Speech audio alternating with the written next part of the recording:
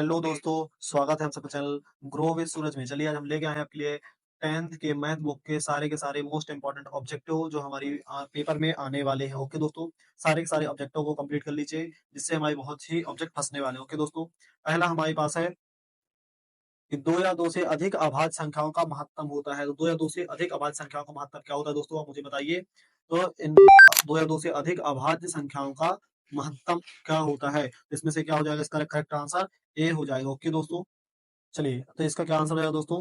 1 हो जाएगा। अगला क्वेश्चन है हमारे पास कि 2 परिमेय संख्याओं के बीच में कितनी परिमेय संख्या हो सकती है? तो कितनी परिमेय संख्या हो सकती है? इसमें से अनंत परिमेय संख्या हो सकती है। ठीक है ना, आप लोग याद रखिएगा कितनी परिमेय संख्या हो सकती है?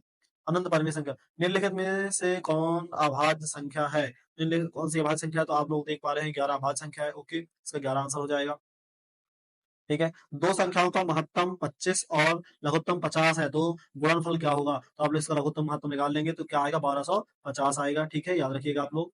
निम्नलिखित में कौन अभाज्य संख्या है? तो कौन सी अभाज्य संख्या है? आप लोग देख रहे हैं 23 की श्रेणी करती है तो अभाज्य संख्या हो जाएगी। ठीक है ना। निम्न में से कौन अपरिमेय संख्या नहीं है? तो अपरिमेय संख्या कौन सी नहीं है? तो √9 गुणे √16 क्या अपरिमेय संख्या नहीं है। ठीक है ना, बाकी सभी सभी क्या है? ये अपरिमेय संख्या है।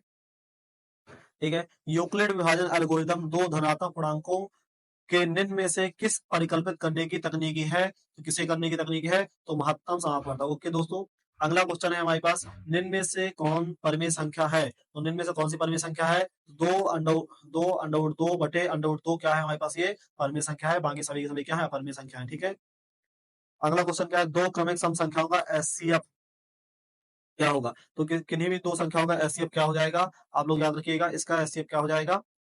2 हो जाएगा। ठीक है ना, अगला याद रखिएगा। 1400 में से 2 का अधिकतम घात कितनी होती है? 1400 में 2 की अधिकतम घात, तो ठीक है, इसका किसका आंसर 3 हो जाएगा।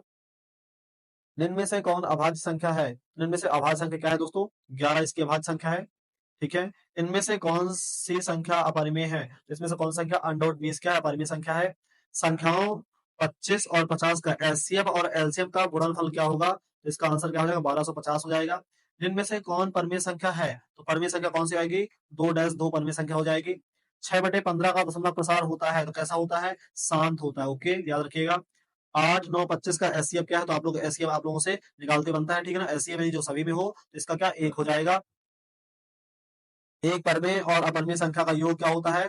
तर्कहीन होता है। ठीक है, 3 क्रमागत धनात्मक पूर्णांकों का गुणनफल से विभाजन होता है, इसको क्या बोलेंगे? आप लोग इसको याद रखिएगा। आंसर 98 का क्या हो जाएगा? आप मुझे कमेंट में बताइए। इसका 6 आंसर हो जाएगा। ठीक है, कौन सी संख्या 11 से विभाज्य है? तो ऐसी कौन संख्या है? इसे करके आप लोग देखिए कौन सी संख्या विभाज्य है। इसका क्या आंसर हो जाएगा? आप लोग मुझे आंसर बताइए। 1452 इसका आंसर हो जाएगा। ठीक है ना, सबसे बड़ी संख्या जिससे 398, 436 और 542 को विभाजित करने पर क्रमशः 7, 11 और 15 शेष बचे, वह संख्या ऐसी कौन सी संख्या हो जाएगी? ऐसी कौन सी संख्या हो जाएगी? तो आप लोग मुझे आंसर में बताइए। इसका आंसर हो जाएगा क्या? 17 का ए। ओके, याद रखिएगा 17। ठीक है, क्या हो जाएगा इसका आंसर? 17 हो जाएगा। ठीक है, चलिए आगे हम लोग करते हैं। एक घात वाला बहुपद कहलाता है, एक घात वाला बहुपद क्या कहलाता है? तो रैखिक बहुपद कहलाता है। ठीक है, याद रखिएगा आप लोग। द्विघात बहुपद के शून्यांकों की संख्या कितनी है? तो द्विघात बहुपद के शून्यांकों की संख्या कितनी हो जाएगी? 2 हो जाएगी। ठीक है, बहुपद x² + 2x + 1 एक शून्यांक है, ऐसा कौन सा शून्यांक आप लोग मुझे बताइए? तो -1 हो जाएगा। द्विघात बहुपद -3 के शून्यांक होंगे, -3 के शून्यांक क्या होंगे? -√3 + √3 हो जाएगा। बहुपद x-5 के शून्यांक है, x-5 का शून्यांक क्या होगा? +5 -5। द्विघात बहुपद x² + 3x + 2 के शून्यांक है, इस आप शून्यांक आप लोग से निकालते बनता है। आप लोग शून्यांक निकाल के देखिए इनके आंसर। ओके, क्या हो जाएगा इसका? छठवें का आंसर -1 और -2 आंसर हो जाएगा शून्यांक निकालेंगे तो। यदि पी एक्स बराबर x² - 3x - 4 हो तो पी एक्स का शून्यांक क्या होगा? तो शून्यांक इसका भी निकालना है, जिसका क्या आंसर हो जाएगा? आप लोग मुझे कमेंट में बताइए। 4 हो जाएगा। ओके, यदि बहुपद पी x² - 2x + 5 के शून्यांक ए बी हो तो ए बी का मान क्या होगा? ए बी का मान क्या हो जाएगा? 5 हो जाएगा। ठीक है, इसलिए आप ले बहुपद के निकालिए, द्विघात बहुपद निकालते हैं। आपसे आप लोगों से आता है, हम लोगों ने बड़े क्वेश्चनों में पढ़े थे द्विघात बहुपद कैसे निकालते हैं। ओके, द्विघात बहुपद 4x² + 4r प्लस 1 के शून्यांकों का योग होगा, तो इनका शून्यांकों का योग क्या हो जाएगा, माइनस का 1 हो जाएगा। ओके, यदि बहुपद एफ एक्स बराबर x square minus 3x plus 5 के शून्यांक ए और बी है तो 4a प्लस बी बराबर क्या होगा, a प्लस बी बराबर क्या हो जाएगा, 12 हो जाएगा। ओके, इसे आप लोग हल करिएगा, वीडियो पॉज करके सभी के हल करिए, आप लोग देखिए इसे कैसे करना है। ओके, ताकि आप लोगों से बन सके पेपर में, हो सकता है सेम टू सेम आपके क्वेश्चन को बदल देता है, बाकी सेम टू सेम करना होगा। ओके, बहुपद 2 माइनस एक्स है और x माइनस 1 के शून्यांक का गुणनफल है, तो शून्यांक का गुणनफल क्या हो जाएगा, इसका क्या आंसर हो जाएगा, आप लोग मुझे कमेंट में बताइए, -2 हो जाएगा। ओके, यदि बहुपद एक्स स्क्वायर माइनस ए एक्स प्लस 5 के शून्यांक का योग 7 है तो ए का मान क्या हो जाएगा, ए का मान हो जाएगा हमारे पास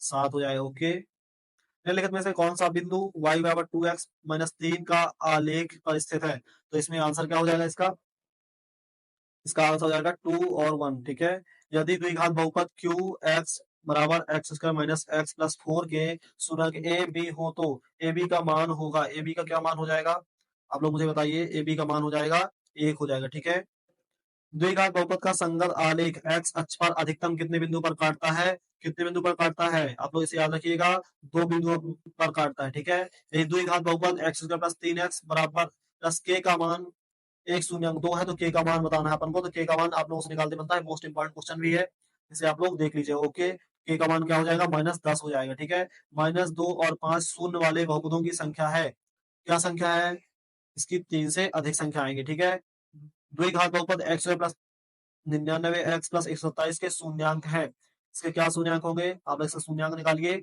और कमेंट में मुझे आंसर बताइए। ओके, इसका आंसर हो जाएगा 2 नकारात्मक में आंसर आएंगे। ओके, द्विघात बहुपद एक्स स्क्वायर प्लस के एक्स प्लस के शून्यांक 0, इसका आंसर क्या होगा, आप लोग मुझे करके बताइए। ओके, इसका आंसर हो जाएगा, दोनों सकारात्मक नहीं हो सकते। ओके, यदि द्विघात बहुपद a x plus b x plus c, तो सी 0 के शून्यांक बराबर है, तो इसका आंसर क्या हो जाएगा, आंसर देखिए, सी और ए चिन्ह समान होंगे। ओके, सी और ए चिन्ह क्या होंगे।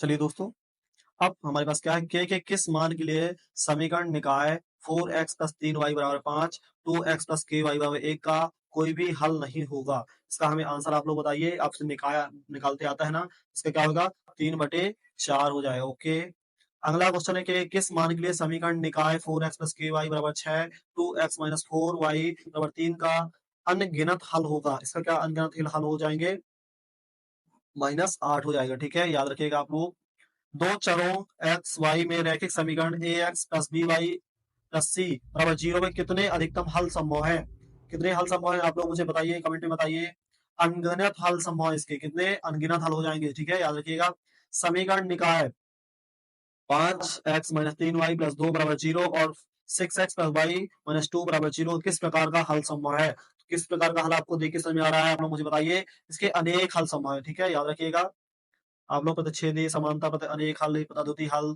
आप लोगों ने पढ़े नहीं, बुक में आपके दिए हैं, आप लोग इन्हें बहुत अच्छे से कंप्लीट कर लिए, इससे ऑब्जेक्टिव आते ही आते हैं। ओके, अगला क्वेश्चन है, यदि x बराबर 1 y बराबर 2 समीकरण निकाय 3x प्लस 2 ए वाई बराबर 1 7x माइनस 2y बराबर 3 का हल है तो a का मान क्या होगा, a का मान क्या होगा, तो a का मान हो जाएगा हमारे पास -2 हो जाएगा। ठीक है ना, आप लोग इसे अच्छे से करिए, आपको समझ में आएगा। ठीक है, यदि समीकरण 3x माइनस 2y प्लस 1 बराबर 0 का हल x बराबर 1 है तो y बराबर k हो तो k का मान क्या होगा, तो k का मान क्या होगा, तो k का मान हमारे पास हो जाएगा कितना, 2 हो जाएगा। ठीक है, रैखिक समीकरण युग्मक जिसका कोई हल नहीं होता है क्या कहलाता है, जिसका कोई हल नहीं होता क्या कहलाता है, आप लोग मुझे कमेंट में बताइए।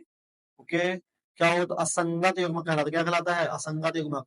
रैखिक समीकरण युग्मक को हल करने की कितनी बीजी विधियां हैं, कितनी विधियां हैं, आंसर आता है ये 4 विधियां। ठीक है, असंगत समीकरण युग्मक द्वारा निरूपित रेखाएं कैसी होती हैं, कैसी होती हैं, समांतर होती हैं। ठीक है, असंगत समीकरण को हल कितने होते हैं, असंगत समीकरण के हल कितने होते हैं, तो अभी अभी अपन ने देखा था कितने होते हैं, असंगत समीकरण हल कितने होते हैं, तो किसका कोई हल नहीं होता। ठीक है ना, याद रखिएगा आप लोग, दो एक घातीय समीकरण के रेखा चित्र यदि प्रतिच्छेदी रेखा हो तो इस स्थिति में समीकरण निकाय में कितने हल होते हैं, तो कितने हल होते हैं, अद्वितीय हल होते हैं। ठीक है ना, सरल रेखाएं x माइनस वाई बराबर 0 और x प्लस वाई बराबर 0 के प्रतिच्छेदी रेखाओं के निर्देशांक क्या होंगे, निर्देशांक आप लोग बताइए बताइए क्या होते हैं, तो 0 0 हो जाएगा। ठीक है, क्योंकि 0 है इसलिए। ठीक है, एक रैखिक समीकरण का घात होगा।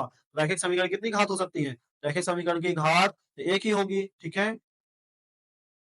समीकरण ये होगा x प्लस 2y प्लस 5 बराबर 0 minus 3x minus 6y plus 1 बराबर 0 का हल है। क्या हल है आप लोग इसे बताइए, इसका कमेंट में आंसर जल्दी बताइए। इसका कोई हल नहीं होगा, ठीक है। इसलिए आप याद रखिएगा, दो चर एक्स वाई में रैखिक समीकरण a x plus b y plus c बराबर 0 के वास्तविक संख्याओं के समुच्चय में कितने हल होंगे? कितने हल होंगे? इनमें से कोई हल नहीं होगा, ठीक है ना, याद रखिएगा। दो चर में दो एक घातीय समीकरण के ग्राफ यदि प्रतिच्छेदी रेखाएं हो तो हलों की संख्या क्या हो जाएगी? हलों की संख्या सिर्फ एक होगी, ठीक है। रैखिक समीकरण एक्स प्लस 3y माइनस 4 बराबर 0 तथा 2x माइनस 5y माइनस 1 बराबर 0। इसके ऑब्जेक्टिव में आंसर बताइए आप लोग, क्या होगा? अविरोधी होगा, ठीक है। क्या होगा? अविरोधी। यदि दो चर में दो रैखिक समीकरण के हल अनंत हो तो उनके आलेख होंगे। उनके आलेख कैसे होंगे? संपाती रेखाएं, दो संपाती रेखाएं, ठीक है। के किस मान के लिए समीकरण निकाय x प्लस 2y बराबर 3 तथा 5x के y बराबर 15 के अनंत हल है? इसके आंसर क्या होंगे? कितने हल हो जाएंगे? 10 हो जाएगा, ठीक है। एक रैखिक समीकरण का घात होगा। रैखिक समीकरण का घात कितना होगा? रैखिक समीकरण का घात कितना होगा? एक ही होगा, ठीक है। आप लोग याद रखिए इसका आंसर।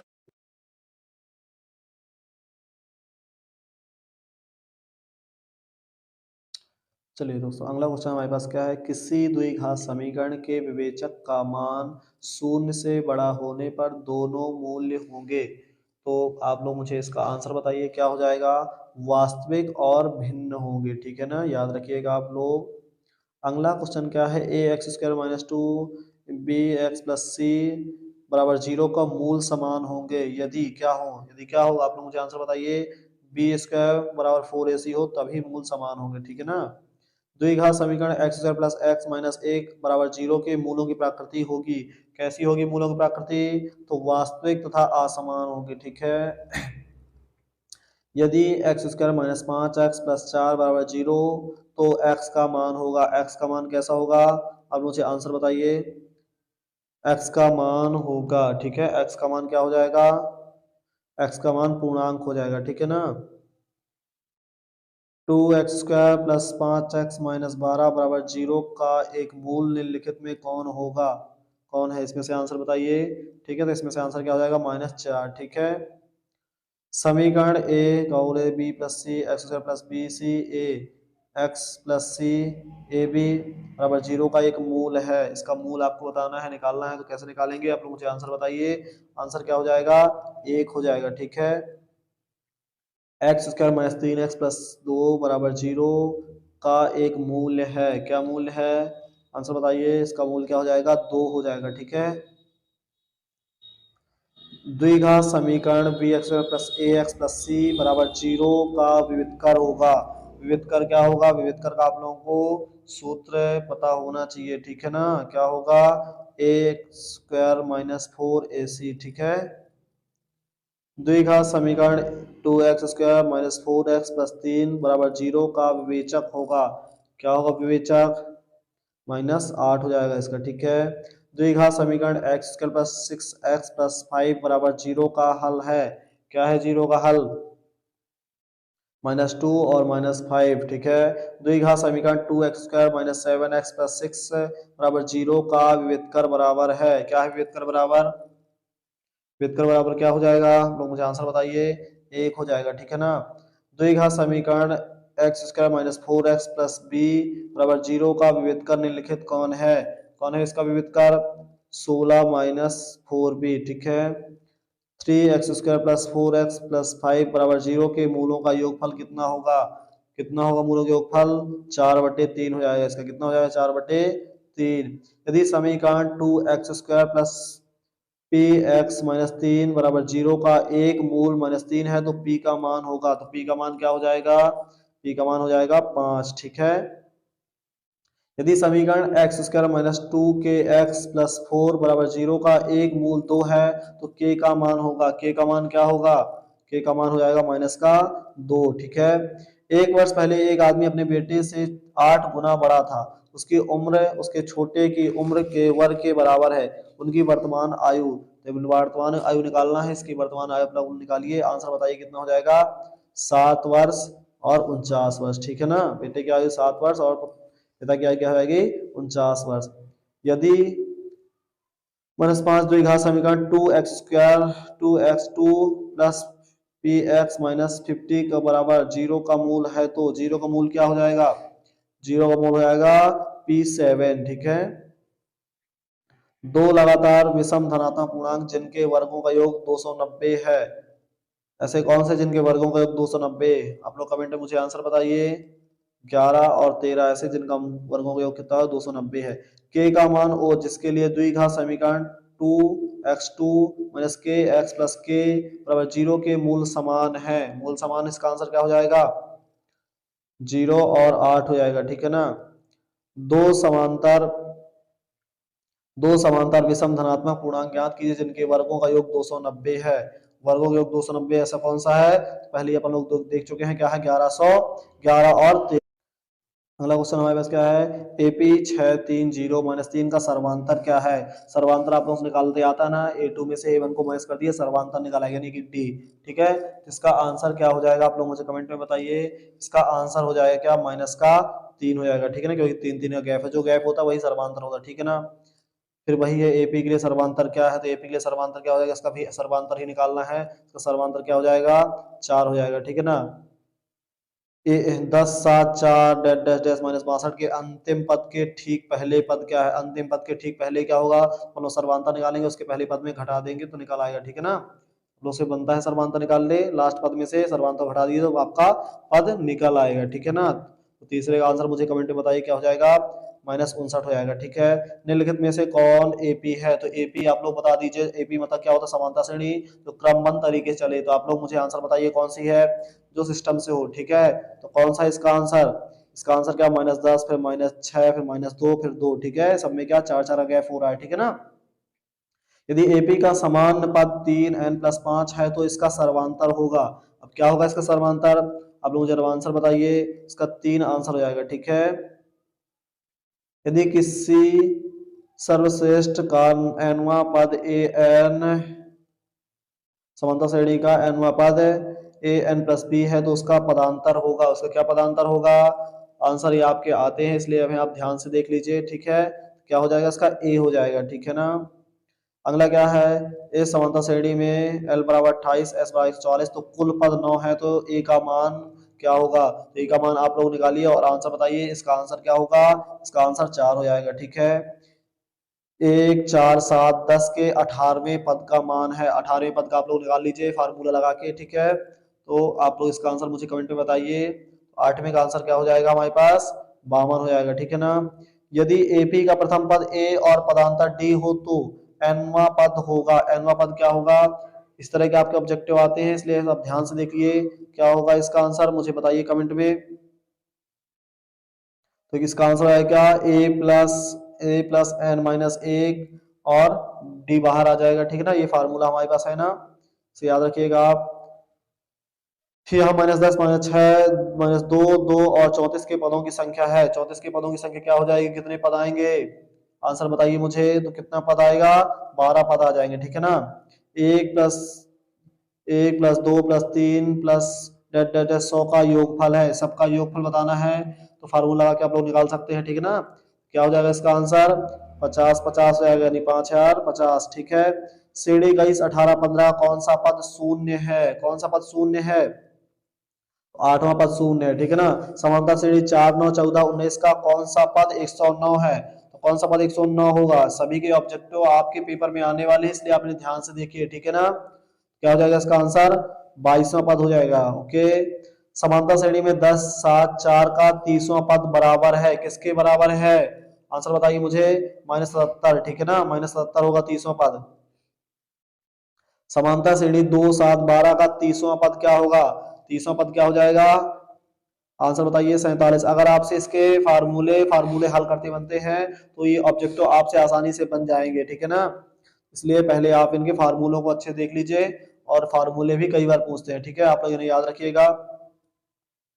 अगला हमारा क्या है, इसका आंसर क्या हो जाएगा, आप लोग मुझे बताइए 16वें का आंसर, इसका आंसर क्या हो जाएगा? इसका आंसर 4 हो जाएगा। समांतर श्रेणी में पदांतर का मान बताना है। निम्नलिखित में कौन समांतर श्रेणी में है?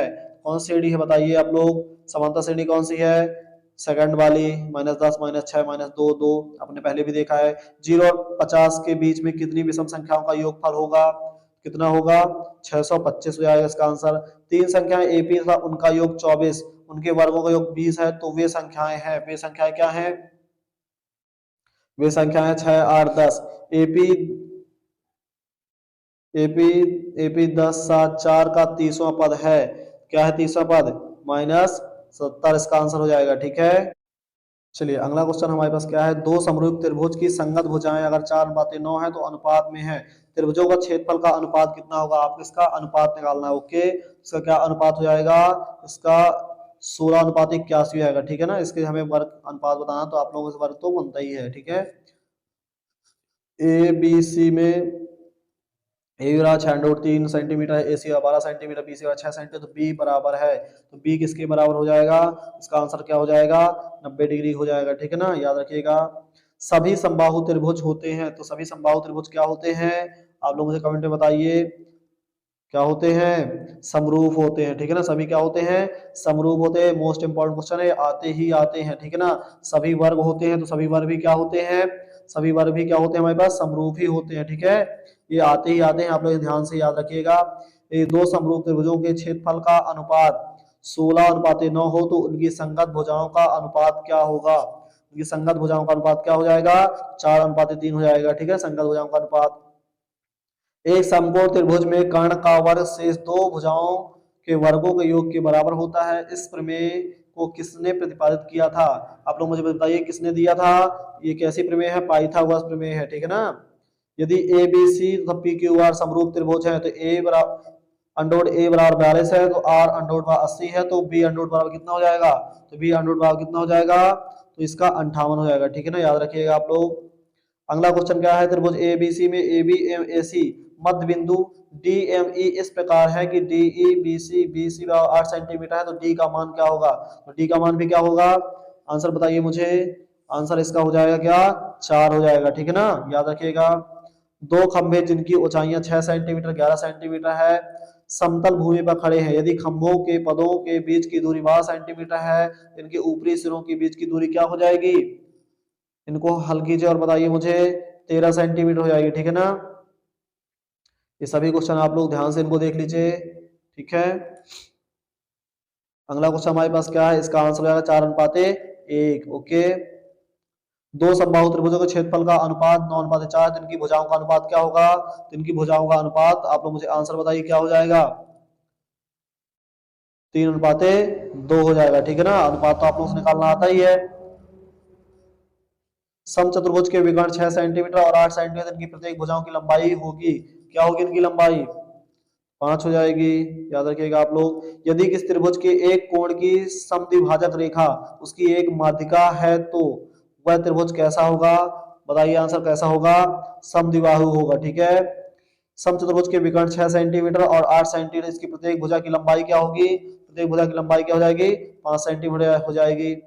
किसी त्रिभुज एबीसी में बी समकोण है, यदि AB बराबर 12 तथा BC बराबर 5, तो AC का मान क्या होगा? AC का मान हो जाएगा हमारे पास, क्या हो जाएगा? 13 सेंटीमीटर हो जाएगा। निम्नलिखित में से किस त्रिभुज की भुजाओं की लंबाई समान है? बताइए किसकी लंबाई समान होती है? तो लंबाई समान किसकी होती है? समद्विबाहु त्रिभुज की होती है। भुजाओं की लंबाई वाले एक समबाहु त्रिभुज का क्षेत्रफल बराबर कितना होता है? √3/4 यानी a²। ठीक है ना, इसका आंसर हो जाएगा। इसका भी आंसर आप लोग देख लीजिए अच्छे से। ठीक है, इसका आंसर क्या हो जाएगा? इसका आंसर हो जाएगा 3। ठीक है, याद रखिएगा आप लोग। एक समचतुर्भुज के विकर्ण की लंबाई 16 सेंटीमीटर 12 सेंटीमीटर, समचतुर्भुज की भुजा लंबाई क्या होगी? तो भुजा लंबाई क्या हो जाएगी? 10 सेंटीमीटर हो जाएगी। ठीक है ना, और इसका अगला क्या हमारे पास आंसर है? इसका अगला हो जाएगा 108 वर्ग सेंटीमीटर। ओके,